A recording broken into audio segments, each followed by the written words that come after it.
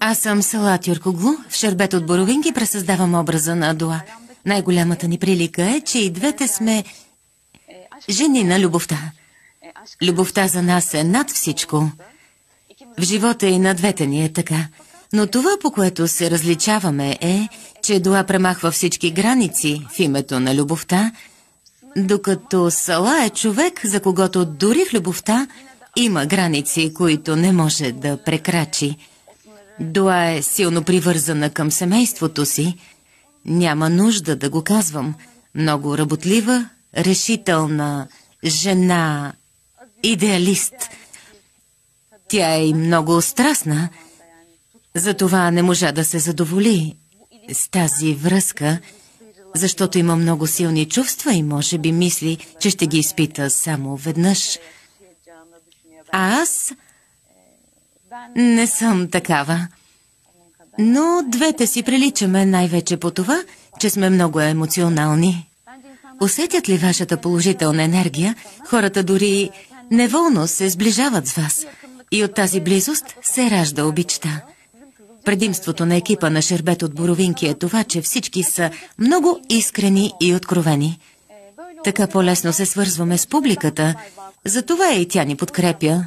Така си мисля. Имах една трудна сцена, но зрителите не я видяха. Беше изрязана. Сцената с раждането. По време на операцията за раждането бях полуприпаднала. После решихме, че не е достоверно и го променихме. Но в онова състояние аз изпитах невероятни чувства. Слях се напълно с образа на Дуа. Бебешкият плач ми повлия неописуемо. Цялата настръхнах, плачех и не можех да спра.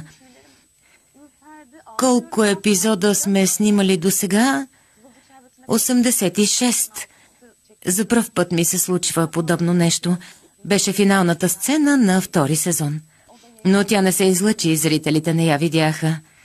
Освен това, много ме впечатляват сцените с конфликтите между Дуа и Фатих във втори сезон, които са свързани повече с детето, отколкото с техните взаимоотношения.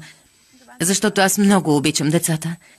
Когато се поставям на мястото на Дуа като майка, мисля, че тя преживява много тежки моменти. Затова тези сцени са много ценни за мен. Те събуждат у мен силни чувства. Дори и сега настръхнах. Незабравимите сцени в сериала за мен са тези, в които една майка води битки. В първия сезон представяме въпроси, които засягат по-скоро турското общество, докато по-натам темите са по-глобални. Обръщаме се към всички и го правим съвсем естествено, много искрено. Затова мисля, че достигнахме до толкова широка аудитория. Мисля, че се докоснахме до живота на всеки зрител. Дуа придоби опит в отношенията мъже-жени, извади си поука, страда. Бих искала тя да бъде по-внимателна, за да преживява по-малко подобни болезнени моменти. Такова развитие искам да видя и мисля, че това ще бъде отразено в сценария. Сега Дуа е по-внимателна, по-предпазлива спрямо Фатих и това ми харесва. Не го оставя да води все той. Преди Фатих държеше юздите. Сега двамата си поделят лидерството. Бих искала това да се запази. Да, надявам се. Мисля си, че Дуа е твърде емоционална, да. И аз в някои моменти бих постъпила като нея. Но и бих искала да бъде по-предпазлива, за да не преживея отново неприятни неща. Много сме щастливи, много сме горди, защото е прекрасно работата ни да се харесва и приема от всички. Повечето ми колеги също мислят така. Затова и сме избрали тази професия, за да можем да докосваме публиката, да се обръщаме към хората. Затова и се радваме, когато получаваме положителни отзиви. Много съм щастлива. Опитвайки се да разбера Дуа, развих своята емпатия. Отървах се от предубежденията си. Преди бях по-крайна. Казвах, как може да правят това или онова, как е възможно. Мисля, че Сега омекнах. Когато се сблъсквам с хора, които не реагират като мен на нещо в обществото, аз вече не ги съдя. Казвам си, че имат своите причини.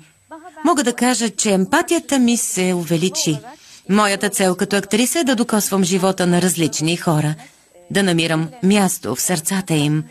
Получавайки добри отзиви, чувствам, че върша правилното нещо. Вашата подкрепа е много важна, ценна за нас. Много често получаваме покани от феновете ни в чужбина. Вниманието им е огромно. Има много предложения. Тази почит ми показва, че изборът ми на професия е бил правилен. Чувството е невероятно. Много ви обичам. Безкрайно ви благодаря за вашата подкрепа. Целувам ви.